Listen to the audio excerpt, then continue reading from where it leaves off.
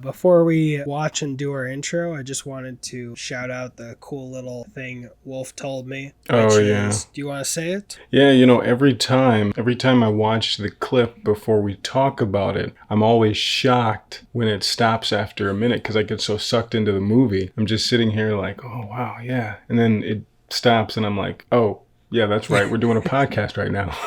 It's a testament to that. Actually, my plan for at least the other podcast, since my other co-hosts are in Chicago, is after we break down a full minute, we're going to get together and do a audio commentary and video commentary to be like, all right, we've just broken that down minute by minute. How does it feel when it's all going at normal pace? Oh, and wow. I'd be open to it. I don't know if you'd be interested, but considering how closer you are than I thought you were. I thought you were near New York or something. Oh, no. I'd be down to do a road trip to do this once every 4 or 5 months.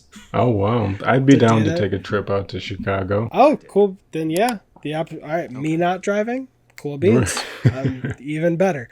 Even lazier. But that's interesting. I've been resisting like watching movies we're breaking down because I'm like, I just want to sit and watch. Yeah, right. I know what you mean. That would be nice. But wait, no, that would be taken away from the experience. My behavior would be different, and that would be cheating myself and everybody out of it. Right. But that being said, we're going to edit it, and we're going to come back after we watch this minute. With the magic of editing, minute 38. Yes. Right? I'm Wolf. And this is X Minutes, the podcast that breaks down the longest running superhero franchise with one continuity, no reboots. And this is minute 38 of the 2000 classic X-Men. Mm-hmm. And Wolf, what happened in this minute? This gives some juicy Wolverine steak to chew on. It gets juicy. Yeah. I'd like that stricken from the record, please. Well, Thank you. Chewing on Wolverine steak. Anyway. Oh, that made it sound even worse. Why do I say this shit? Basically, it just continues. Jean and Logan are in his bedroom. She just told him about her telekinetic powers. So telepathic. Telepathic powers. And he... No, you're right. Telekinetic. Was that... No, I'm just messing with you now. I'm just being a mutant dick. powers. So she explains that she is some sort of mutant with some sort of powers, and so he compares him to the professor. He's like, so kind of like the professor, and she explains that her powers are nowhere near as powerful as the professor, which I don't believe is true. Which is bullshit. No. She is a lying son of a gun. No, but okay. No, I like how it's seeding. It's smart. It seeded his backstory and her future in a couple moments. Yeah, and he asks her to read his mind. And does she decline at first? She respectfully declines at first, and then he's like... You afraid you'll like it? Yeah, you're afraid you might like it. So it's like...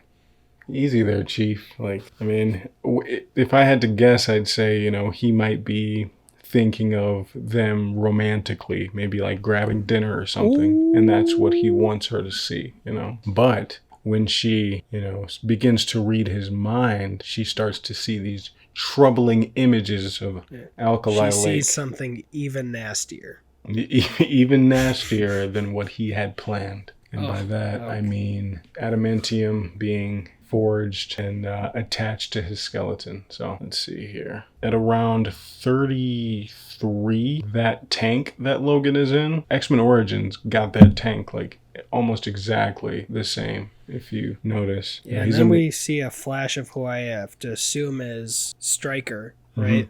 Who is one of the most recast guys as well. Yeah. Just like Kitty Pryde. Wait, you said one of the scientists would be Stryker or one of the men in suits? I think it was, if we're thinking of X-Men Origins, in this shot, it seems to be the bald guy crouched over a little bit. That's what I guess. 32 seconds, yeah. Yeah, just because he's in the middle of it, even though it changes actors to the guy who was most recently that I saw, the soldier villain in Wonder Woman. But, yeah. Mm-hmm. And then... Yeah, actually, now that I'm thinking about it, I was just thinking of this guy, X-Men Origins Wolverine, and then X-Men Days of Future Past Strikers. But we also got Brian Cox in Brian Cox was my favorite Stryker.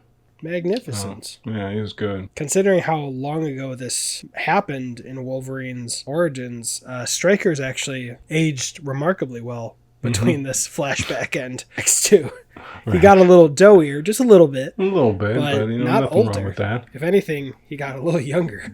Right. At around 36 seconds, we see that awesome image of him laying lifeless on the operating table. It's pretty tight shot into the face, but we see like the outline of... Yeah, and his eyes open just a little bit. Mm-hmm. A little harder. I think he's getting stabbed or surgery starts. Mm-hmm. Yeah, it looks unpleasant. And I think this looks is like a Tuesday for me. I'm just kidding. Tuesdays probably include macaroni and cheese and filming this show. I think in this shot, right before this shot, they gave Logan some macaroni and cheese because that helps the healing process. But they gave what? They gave Logan some macaroni and cheese. It helps the healing process, but don't quote me on that. No, it doesn't. I know. My stomach can attest. I'll put it on the stand. But right after that quick sequence of memories, it cuts back to them in the room, and she seems surprised. What did you see, my darling? Well, yeah, that was a horrible. I was trying to do Sean Connery. What did you see, Missy? But that was that was close. I have better impressions on Bond, Minute Bond. Like it wasn't close. Stop being nice. You're too nice. God damn it, that was horrible. Skewer me. I want to be like a kebab. It was a younger Sean Connery. I just hope to be the pineapple whiskey. on the kebab. What? It was a younger Sean Connery before the whiskey and cigarettes. So 12. But 12-year-old Sean Connery. No, that actually he had whiskey and cigarettes then too. But apparently, so she is shocked by what she sees, and by she I mean Jean. So she puts her hands down. Logan asks, "What do you see?" And then right at that moment, she turns her head and addresses Scott, who's in the doorway. He actually leads her hands down onto his collarbone. Ooh, yeah. And it's like, I mean, if I was Scott, I'd be pissed. I'd be like, dude, you've been here for like 6 hours. It's actually probably been less than that. You've been here for like 3 hours. You're trying to bang my girlfriend constantly. We don't know who you are or where you're from. Just take it easy. Yeah, I'm excited for the next minute for the zinger that he says. But he does, yeah. Yeah, I like that her answer is technically truthful. What did you see? I saw Scott in your doorway. Yeah, right? Scott's in your doorway chilling, watching us. He's into that kind of thing. Oh, you're making it... God, I thought I had a reputation for making shit dirty. I think the film made itself dirty. No, mm-hmm. But the look of shame on Jean's face at 47... On Jean's face? Yeah. She's got like a bit of a smirk at 48, but she's got a look of shame at around 47, 48. Like she's done something wrong. Or maybe she's got like a guilty pleasure. Maybe she's like sort of into, what Logan's throwing her way. Yeah, trying to also be like nice, I guess. Saying goodnight. Also over that shot, I'm noticing, I was wondering what that circle was in the background, but I'm seeing that there's a door open. Also fitting into the style of the wall, which, remember, the door to Xavier's office was kind of blended in, but that's the bathroom over their shoulder. Oh, wow. That's actually a really good observation. I didn't notice that. But it looks like if you close that door, it just looks like another nondescript wall kind of thing. Right. Which, that's just frustrating. Why are you trying to fuck people up? What if that door's closed? Wake up in the middle of the night, you have no idea where to go. You're like, I gotta go to the bathroom really bad. Did you see a lot of How I Met Your Mother? No, not really. There's a whole episode where Jason Segel's character, Marshall, is trying to find a private bathroom because he has performance anxiety or whatever. And then right at the end, when he finally gets over it, Neil Patrick Harris's character with his nice big office and walls that just look like walls says, "Oh yeah, and if you ever need to use my bathroom," and just hits the wall and it opens. And he's like, "Really? You've known about this the whole episode and you just mentioned it?" That's so funny. Let's see here. And then yeah. End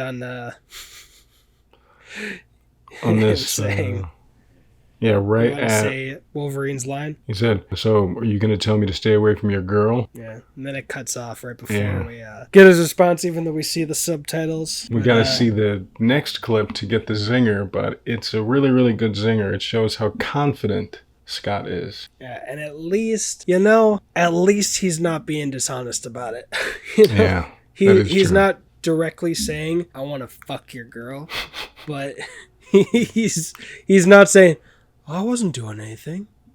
No. That is true. He wasn't like, hey, man, we were just talking. She was reading my mind. Yeah, I'm just trying to figure out my past, man. I'm a damaged soul. I'm a good guy. I saved Rogue and shit.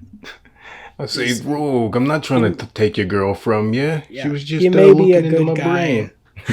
He may be a good guy deep down, but he doesn't use his good actions as a distraction from his naughty side. Yes. Which I have no fucking idea what that accent was. I'm just apologizing. Somewhere in the world. You know, we're just we're just gonna apologize to everyone in advance. For Brian. Yeah. Just for Brian. No, but that is pretty cool though. Like, you know, Logan is not. There's no shame in his game. He's not like. She said she could move things with her mind. I just wanted to see how far I could go. It was nothing like that. I've got a healing ability so she could practice on me using her mind to touch my naughty spots. Right. I'm doing it for you, man. I can heal. You can't if she rips your balls off. What the fuck was that accent? That was, I don't know. I don't know what that was. That was Cockney Chicago. I don't know, man. I think I'm Scottish. Cockney Chicago. Is Cockney British? I don't know. That should be the title of a film, Cockney Chicago. Maybe we should make that film. Oh, God. But yeah, that's all I got for that minute. I can't wait to hop into the next one because we get that zinger. Yeah. Before we do that, just got to shout out in the last frame those hangers or like coat rack thing that's mounted on the wall. That's interesting. You got a place for hats and jackets, I'm assuming. Oh yeah, and yeah, they're shaped pretty cool too. It looks like some of the shit we got in the beginning, like neurons and stuff like that. It reminds me of some sciencey things. And depending on the angle, the things might be curved in a slight X. Ooh, yeah, that is pretty cool. Yeah, let's see what's on his shelf. There's a water pitcher with a little water in it, it looks like. Some books and some unlit candles by a mirror. Candles, maybe to get some good smells in there, lighten the mood. I mean, it's a tense place. A lot of tension, so it's pretty cool. Some stress relief. For him? Isn't that great for him, though? If he likes a scent of a candle, he never has to light it. That is true. He buys one candle for the rest of his life. Exactly. He's like, slight particles in the air. Because, he could probably smell that all the way from the laboratory, with the nose like that.